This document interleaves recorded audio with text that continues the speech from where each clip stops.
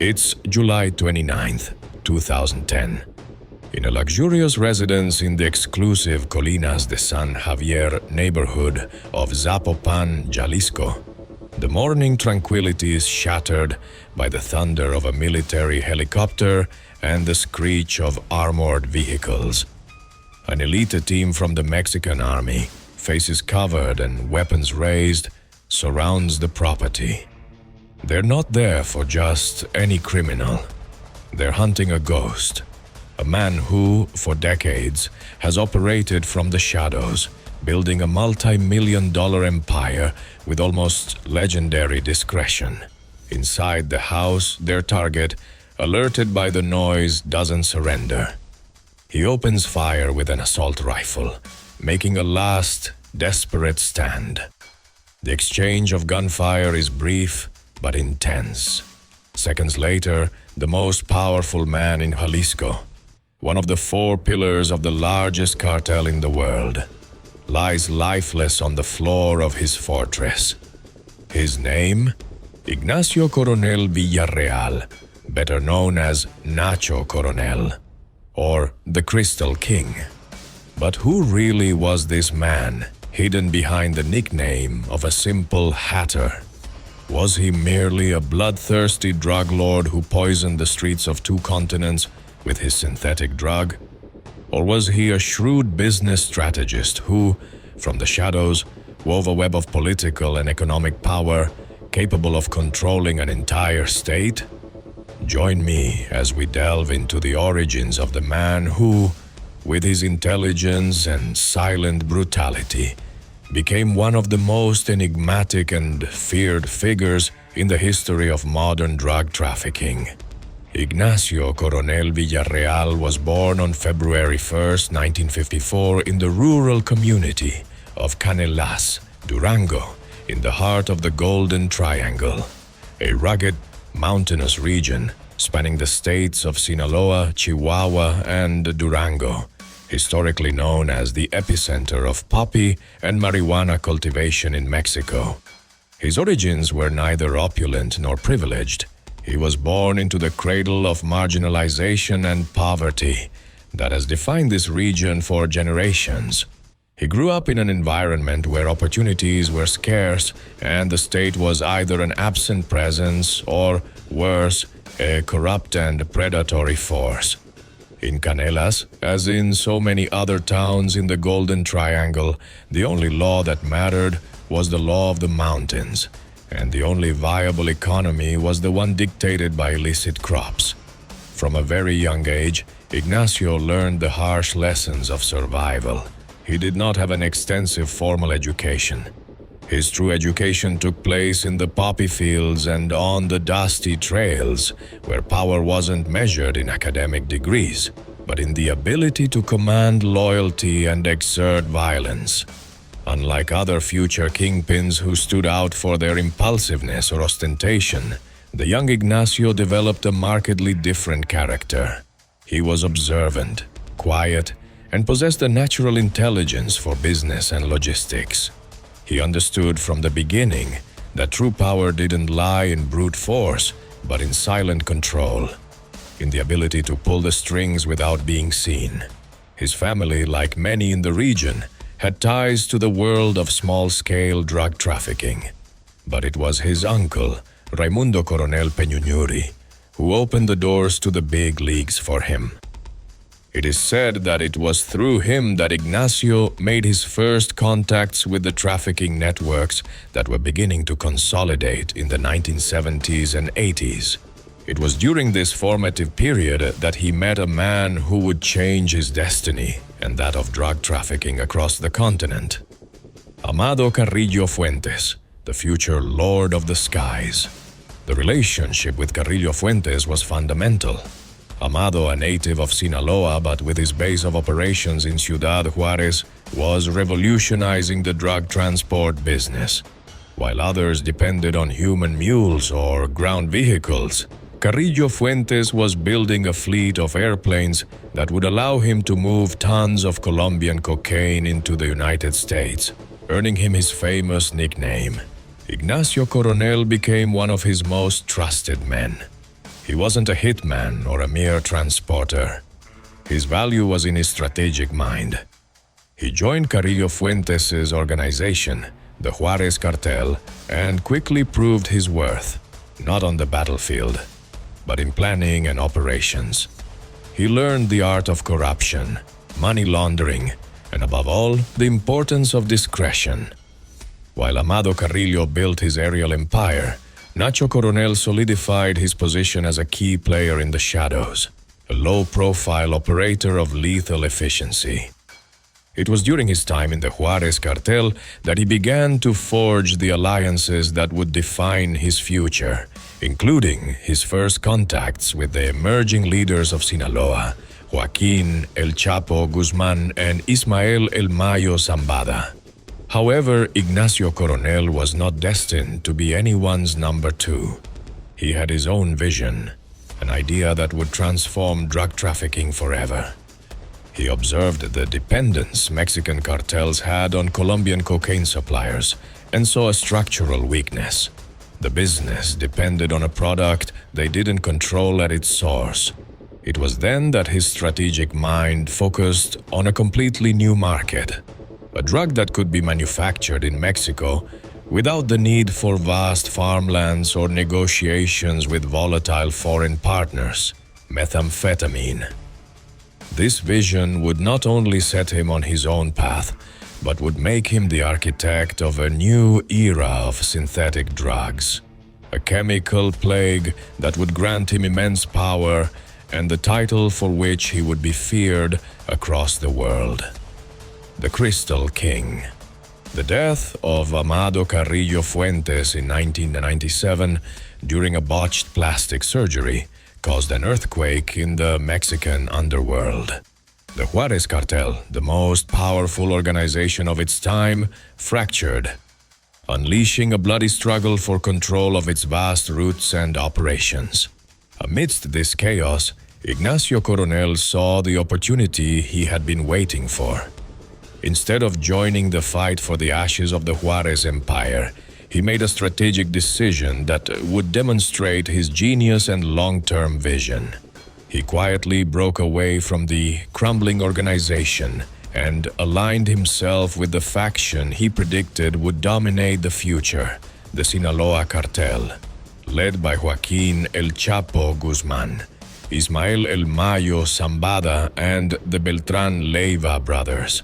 This was not an alliance of subordination, but a federation of powers.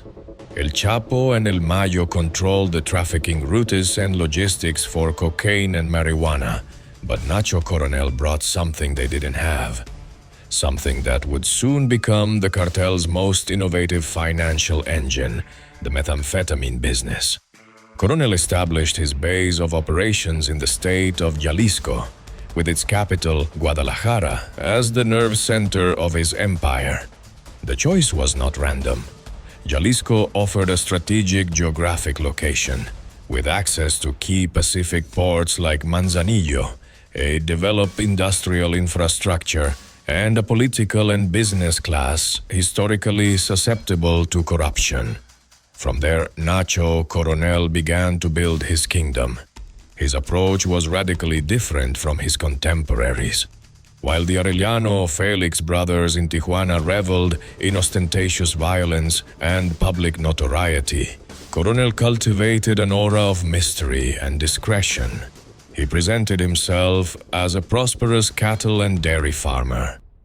He invested in legitimate businesses, from shopping malls to real estate companies, weaving a money laundering network so vast and complex that his illicit activities became almost invisible.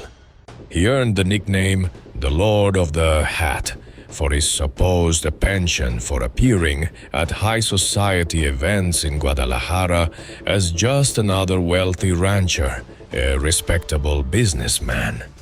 But behind this facade hid a criminal operation of unprecedented scale.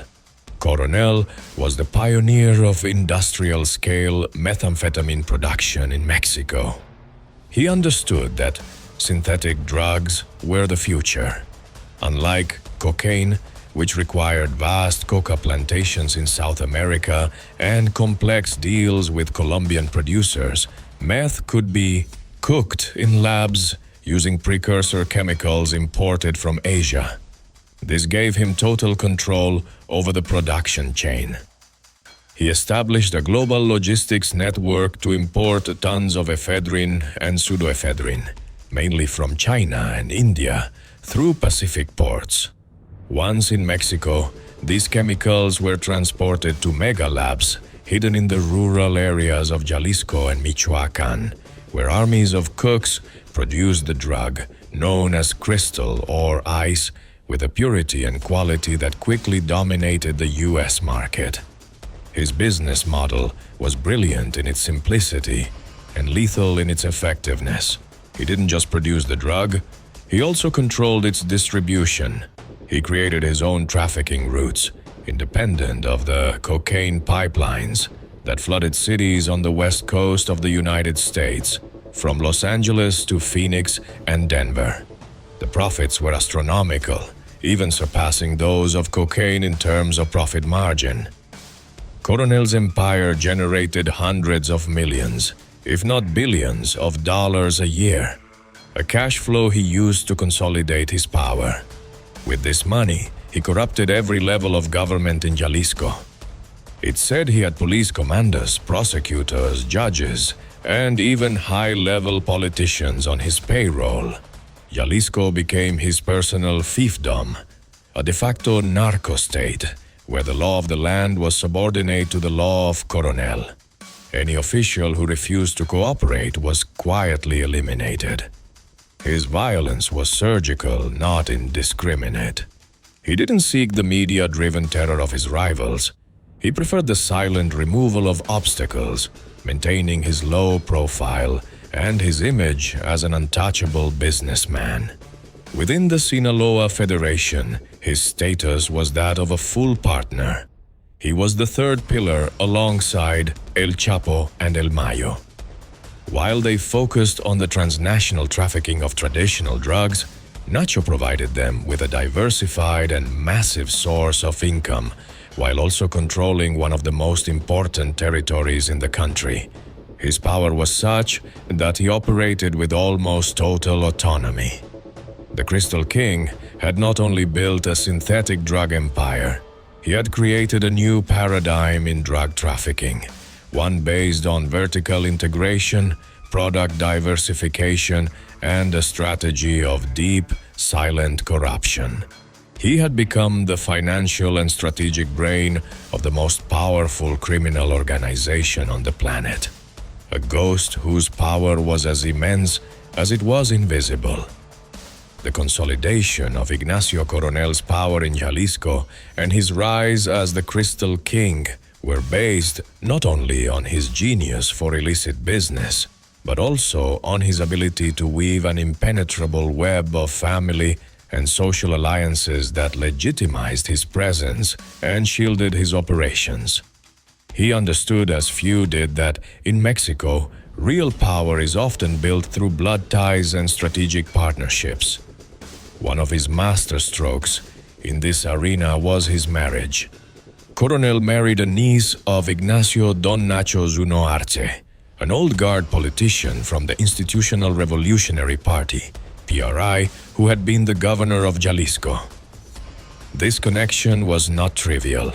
Zunoarce, despite the controversies surrounding him, including past accusations of ties to drug trafficking, represented access to the state's political and economic elites. By marrying into this sphere, Coronel not only gained a veneer of respectability, but also obtained access to a network of contacts and influence that money alone could not buy. This marriage allowed him to move easily in Guadalajara's high society circles, presenting himself not as a drug lord, but as a prosperous businessman with political connections. This strategy of social infiltration was one of the keys to his success and his ability to operate for years with total impunity.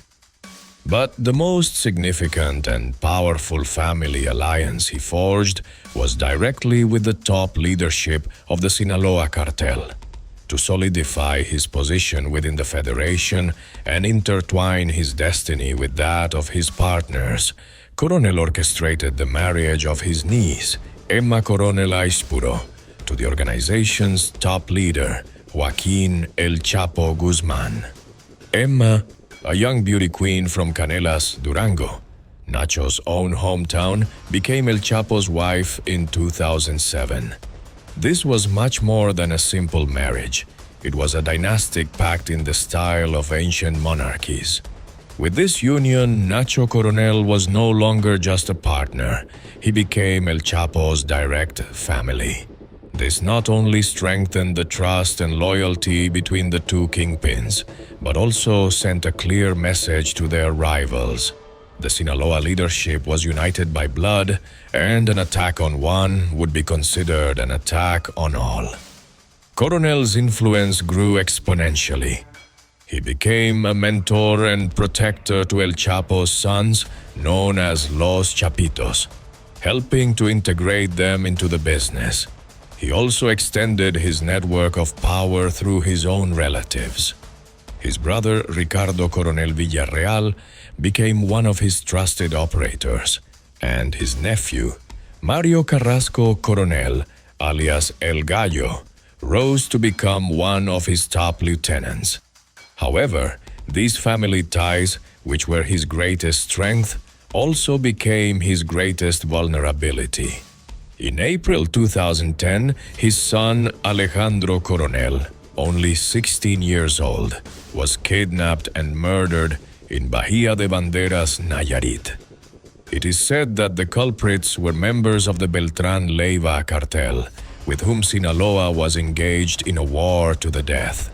The death of his son was a devastating blow to Nacho Coronel and marked a turning point in his behavior. The man who had based his empire on discretion and calculated violence was consumed by a thirst for revenge.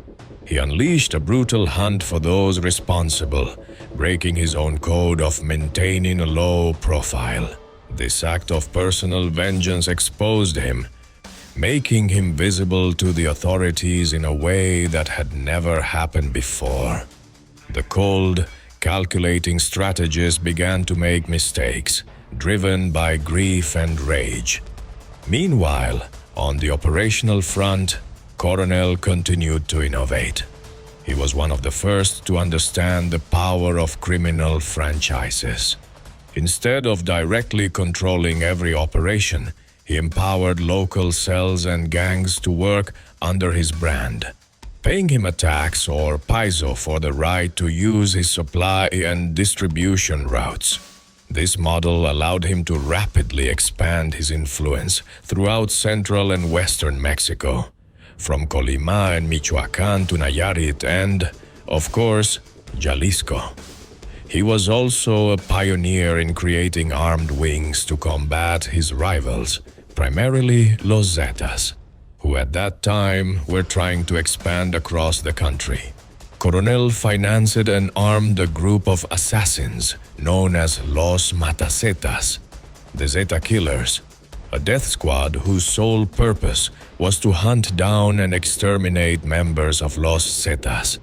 This group, born as a defense tool for the Sinaloa Cartel in Jalisco, would, after Coronel's death, become the seed from which the most violent and expansive organization of the next decade would sprout.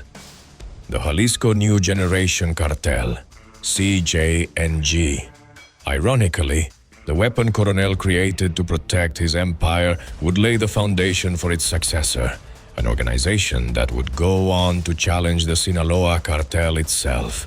His legacy was not just that of a drug kingpin, but of an architect of modern organized crime, a man whose strategies and creations would continue to sow violence long after his death. Coronel's power seemed absolute, cemented in alliances and protected by silence. But in this world, loyalty is a currency that devalues with blood. If you dare to see how empires devour themselves, subscribe. What comes next is the story of a war no one could win. The first decade of the 21st century witnessed a brutal reshaping of Mexico's drug trafficking map, and at the epicenter of this criminal earthquake was Ignacio Coronel.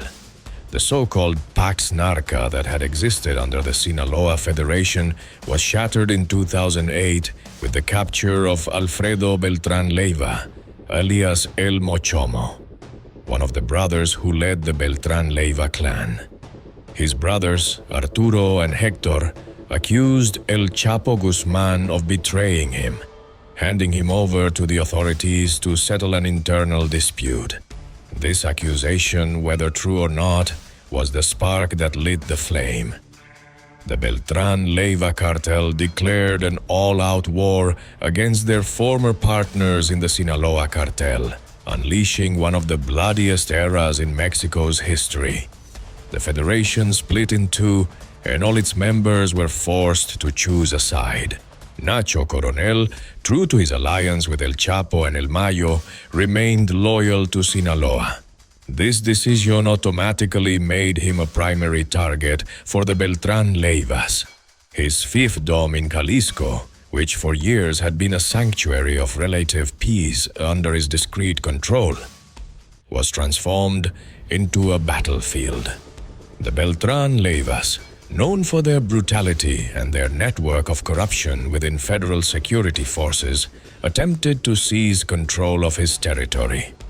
The war wasn't just fought with bullets, but with intelligence and counterintelligence. Coronel had to reinforce his security apparatus and become even more paranoid, constantly changing safe houses and trusting only his innermost circle. But the threat from the Beltran Leivas paled in comparison to the terror represented by the expansion of Los Zetas. Originally the armed wing of the Gulf Cartel, Los Zetas had gone independent and were waging a campaign of conquest across the nation, using tactics of terrorism and extreme violence that terrified even other drug traffickers.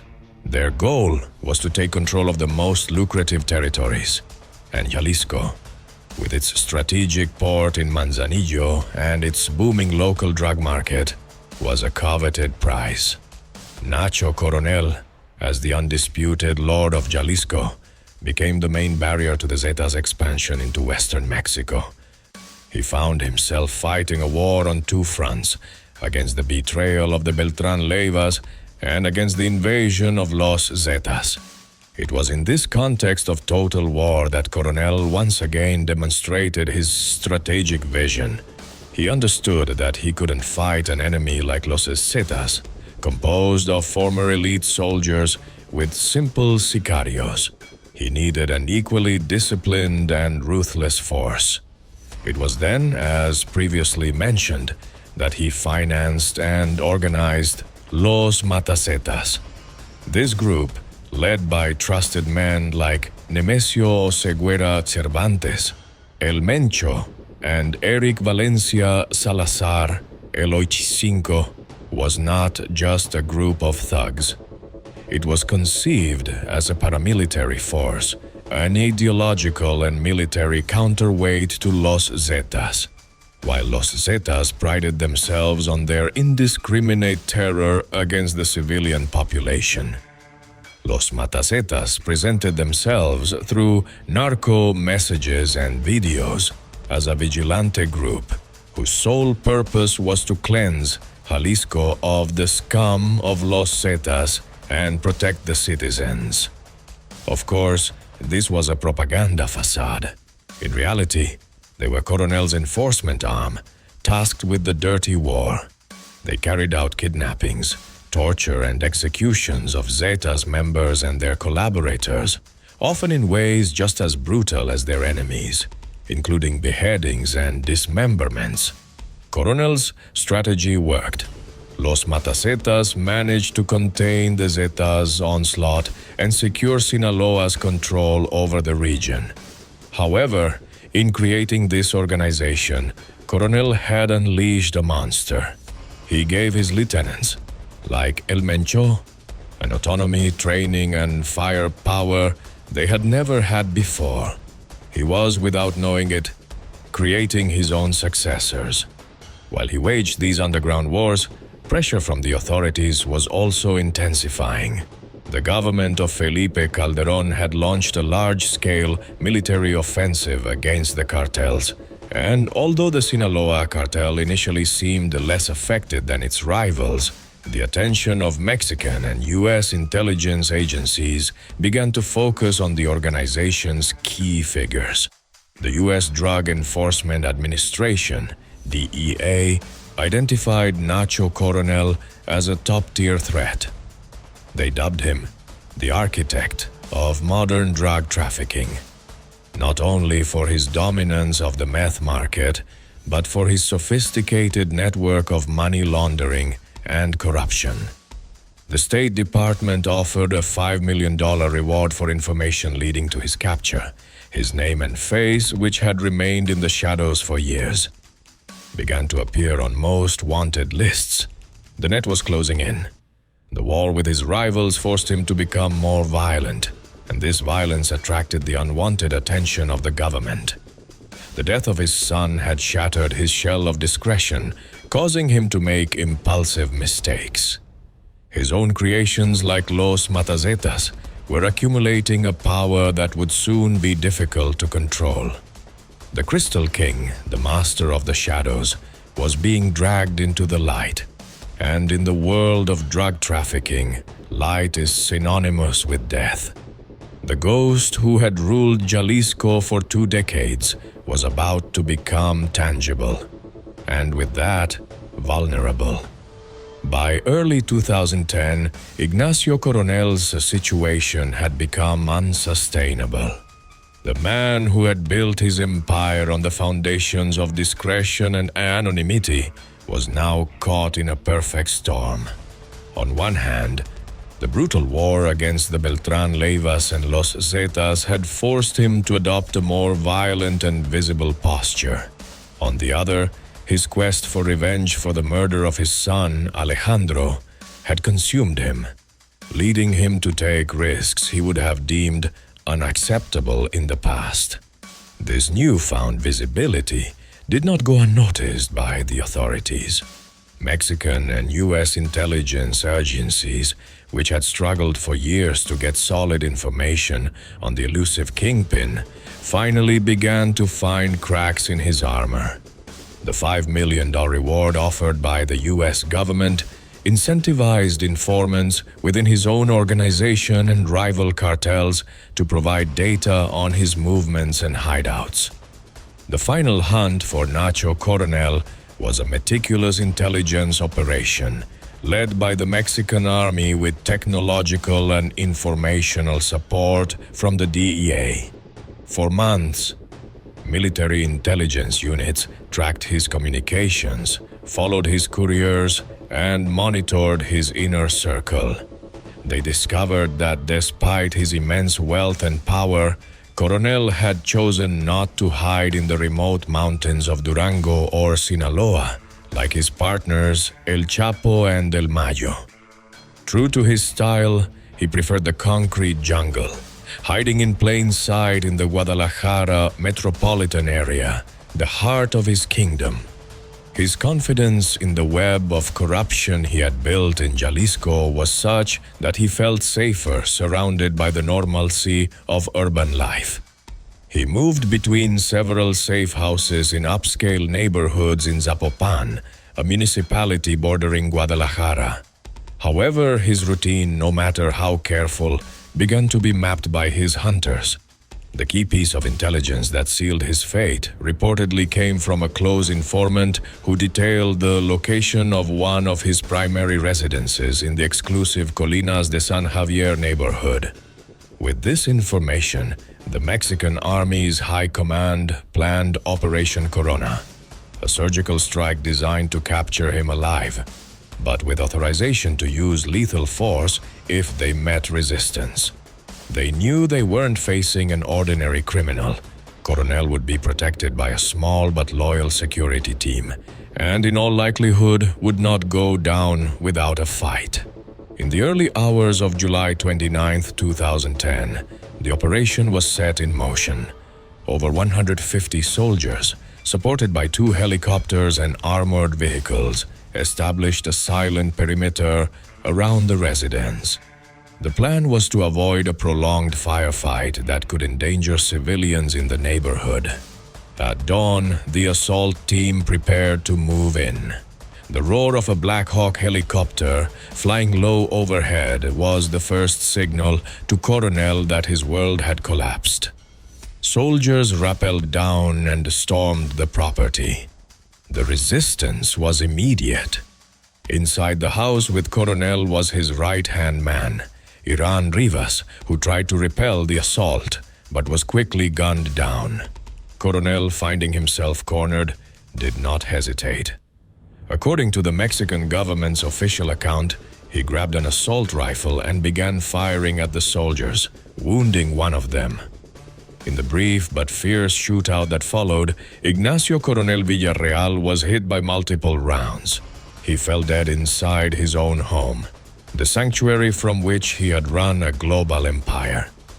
The operation lasted only a few minutes. The Crystal King, one of the most powerful and enigmatic drug lords in the world, had been eliminated. His death was announced by the government as one of the most significant victories in the war on drugs. It represented the fall of one of the 3 leaders of the largest criminal organization on the planet. However, the consequences of his death would be very different from what the government expected. Far from bringing peace to Jalisco and western Mexico, the fall of Nacho Coronel created a massive and catastrophic power vacuum. His iron-fisted, centralized control was the only thing keeping the ambitions of his subordinates in check and containing the violence of his rivals. With the king dead, the kingdom was left without a ruler, and his lieutenants, who had been trained in warfare and empowered by Coronel himself, saw their chance to claim the throne. The death of Nacho Coronel was not the end of a chapter in the history of drug trafficking. It was the prologue to a much bloodier one. The organization he had held together under the Sinaloa Cartel umbrella fragmented almost immediately. His top lieutenants, who had formed the core of Los Matazetas, split into 2 main factions. On one side was the group led by Eric Valencia Salazar, El 85, and Nemesio Oseguera Cervantes, El Mencho, who founded a new organization they called the Jalisco New Generation Cartel, CNG. On the other side, a rival group known as La Resistencia was formed, allying with Los Zetas in an attempt to seize control. The War of Succession was brutal. Guadalajara and the entire state of Jalisco descended into a spiral of violence never seen before. Clashes, kidnappings, executions, and bodies left on public roads became daily occurrences. The CJNG, led by the military cunning and cruelty of El Mencho, emerged as the victor of this bloody struggle. They not only took control of Coronel's meth empire, but expanded it on a global scale. The CJNG adopted and perfected the tactics of their former boss: expansion through franchises, the use of propaganda and extreme violence as a tool of control, and a diversification of their criminal activities, ranging from drug trafficking to extortion and fuel theft. In less than a decade, the CJNG went from being a simple armed wing to becoming the most powerful and feared cartel in Mexico, even surpassing its former masters in the Sinaloa Cartel Bay. The final irony of Ignacio Coronel's legacy is that his greatest creation wasn't his crystal empire, but the organization born from its ashes. By forming Los Matazetas and empowering men like El Mencho, he laid the groundwork for a new type of cartel, one more violent, more expansive, and more defiant of the Mexican state. His death did not weaken drug trafficking. It reconfigured it and, in many ways, strengthened it, unleashing a new generation of violence that continues to this day.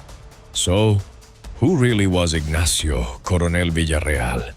Was he the discreet mastermind who operated like a CEO of crime, a strategist who preferred corruption to confrontation and only unleashed violence when necessary? Or was he just another bloodthirsty kingpin whose boundless ambition created a monster that would end up devouring the peace of an entire country? His story is a grim reminder that in the war on drugs, the fall of a king often only serves to crown another, often one far more cruel, a criminal genius or the architect of his own destruction. The answer isn't in the headlines, but in the shadows he left behind. Behind every fortune, there's a story no one dares to tell. You already know where to find it. Subscribe to discover more. The official story says a king fell, but the streets know a bigger monster was just created. If you're passionate about the stories that those in power wanted to hide, subscribe. What comes next is even darker.